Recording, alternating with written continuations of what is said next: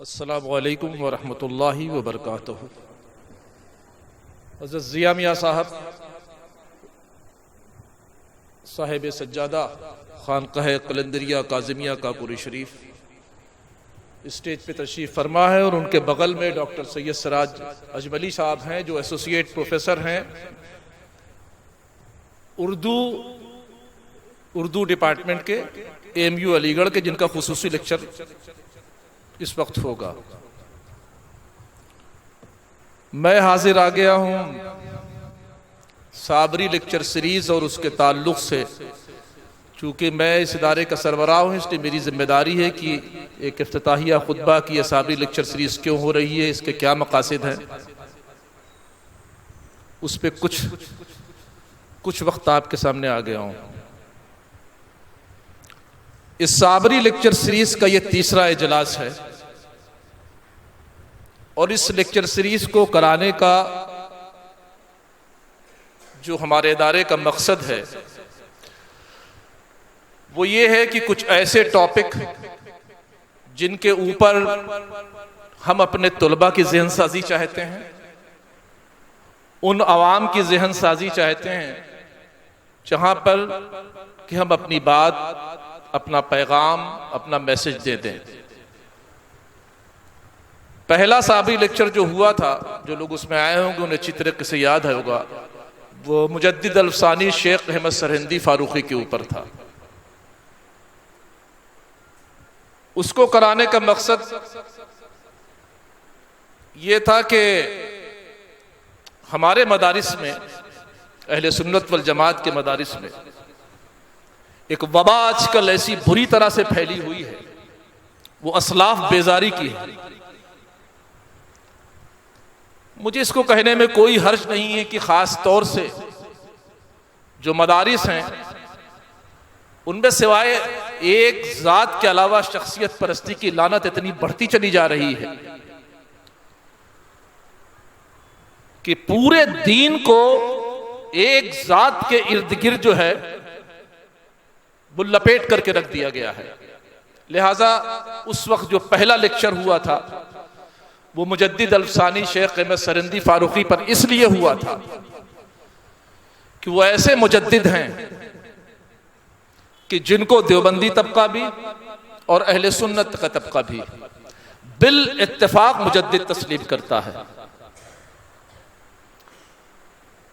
फिर उसके बाद दूसरा लेक्चर हम लोगों ने कराया था दहशतगर्दी और इस्लाम, जिस पे डॉक्टर शमीम मोनमी साहब का खिताब हुआ था। आप जानते हैं इस वक्त इस्लाम के ताल्लुक से पूरी दुनिया में एक अगेंस्ट वबा बही हुई है कि ये मजहब जो है वो टेररिज्म की तालीम देता है, लिहाजा वो उसका रद्द था। ये लेक्चर जो है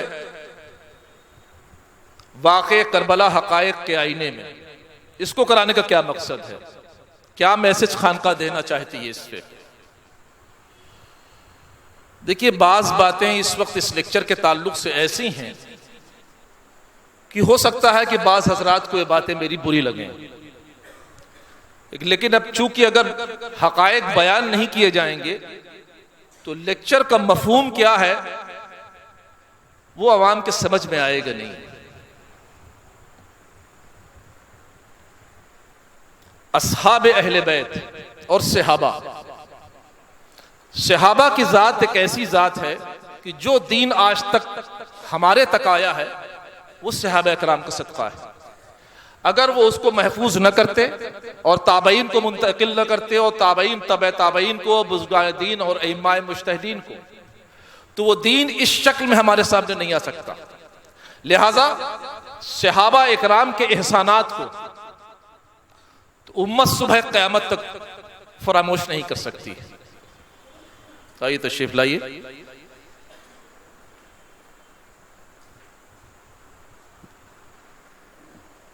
तशरीफ ला।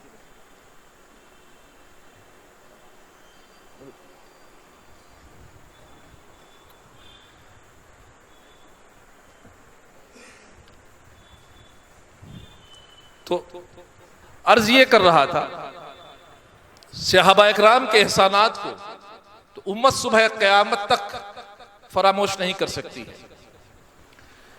लेकिन हालात कुछ ऐसे हो गए हैं कि बकौल इमाम गजाली, बकौल इमाम शाफई, कि अगर असहाब अहले बैत की तारीफ करना शियत है या रिफ्ज है, तो जाओ ऐलान कर दो कि इमाम शाफई जो है वो राफजी हो गया है। आजकल हालात ऐसे पैदा हो गए हैं कि अगर जरा से आपने हजरत इमाम हुसैन की तारीफ की, जरा से आप हजरत अली के ताल्लुक से बोले, तो फौरन आप पे फतवा शियत जो है वो तैयार रखा हुआ है और लग जाएगा। चूंकि ये खानकाह अहले सुन्नत वल जमात के मसलक की तर्जुमानी करती है, लिहाजा मैं अपने खानकाह का मौक़िफ़ बयान कर दूं। हमारे बुजुर्गों की जो तालीमात हैं वो तवाज़ुन के साथ है। हमारे यहाँ सहाबा इकराम का भी उसी तरह अदब और एहतराम है और अहले बैत का भी उसी तरह अदब और एहतराम है। और अहले सुन्नत वल जमात का अकीदा भी यही है कि हम मोहब्बत में, एहतराम में एक बैलेंस और तवाज़ुन जो है सहाबा इकराम के ताल्लुक से और अहले बैत अतहार के ताल्लुक से पैदा करेंगे। यही अहले सुन्नत वल जमात का अकीदा है। अभी आप पिछले 10-15 सालों से देख रहे होंगे, अगर जो लोग अखबार का मुताला करते हैं वो भी देख रहे होंगे कि एक तबक़े खास जो है शुहदाए इस्लाम के नाम से 1 तारीख से लेके 10 मुहर्रम तक इजलास करता है। और उन तमाम इजलास में अभी तो 3-4 साल से जब बहुत लानत मलामत हुई है, तब उसमें 2-3 सालों से अहले बैत अतहार का नाम लिया जाने लगा है। नहीं तो यकुम मुहर्रम से 10 मुहर्रम तक के इजलास की अगर पूरी रिपोर्ट आप उठा करके देखें तो वो रिपोर्ट आपको ये बताएगी कि तमाम खुतबा जो शुहदाए इस्लाम के ताल्लुक से तस्करा करते हैं, उनके फजाइल बयान करते हैं, उसमें ना हजरत इमाम हुसैन का तस्करा होता है, ना उनके रफ़्क़ा का तस्करा होता है। सैयदना अबू बकर सिद्दीक़ के सिलसिले में गुफ्तगू हो रही है, हमारे जद्द अमजद सैयदना फारूक आज़म के ताल्लुक से गुफ्तगू हो रही है। मैं तो तब जानूं जब अगर आपको सहाबा से बहुत अकीदत है, आप सहाबा इकराम से बड़ी लंबी अकीदत का दावा करते हैं, तो मैं तो आपको तब जानूं जब आप हजरत सिद्दीक, हजरत जो है सिद्दीक अकबर के यौम विसाल पर कोई जलसा कीजिए, हजरत फारूक आजम के यौम पैदाइश या यौम विसाल पे कोई जलसा कीजिए। हम जानते हैं आप जिंदगी भर नहीं करेंगे। क्यों? अरे भाई, आपके यहां जब रसूलुल्लाह की पैदाइश मनाना हराम और नाजायज है, तो फिर सिद्दीक अकबर और फारूक आजम की क्या हैसियत है? आपके यहां तो यह भी हराम और नाजायज है कि मिलाद मुस्तफा मनाया जाए। आपको सहाबा से कोई लेना देना नहीं है। आप चाहते क्या हैं कि मुसलमानों के कुलूब से अहले बैत अतहार की मोहब्बत को निकाल करके आप फेंक दें,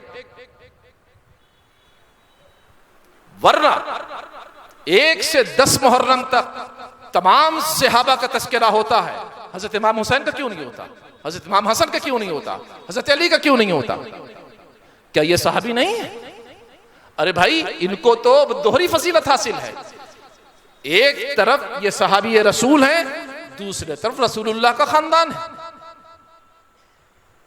तो ये लेक्चर सिर्फ इसलिए बुलाया गया है, इसलिए इसको ऑर्गेनाइज किया गया है कि जो अहले सुन्नत वल जमात का सही अकीदा है, जो दोनों अकीदों से पाक है और मुतवाज़िन अकीदा है कि हमारे यहाँ सहाबा का भी अदब और एहतराम है और अहले बैत का भी अदब और एहतराम है, यही अकीदा वाज़े कर दिया जाए। सुन्नी कौन है, अहले सुन्नत का बेहतरीन अकीदा जो है वो अवाम के सामने ला करके खड़ा कर दिया जाए। मैं ऐनी शाहिद हूं इस बात का कि पुराने लखनऊ में मैंने अपनी कान से सुना है हुसैनियत मुर्दाबाद और यजीदियत जिंदाबाद। इसका मैं ऐनी शाहिद हूं। ये सुन्नियत लोगों के आगे माज़ल्ला इस वक्त जो है उनके सामने रखी जा रही है। ये सुन्नियत नहीं है, ये खारजियत है, खारजियत।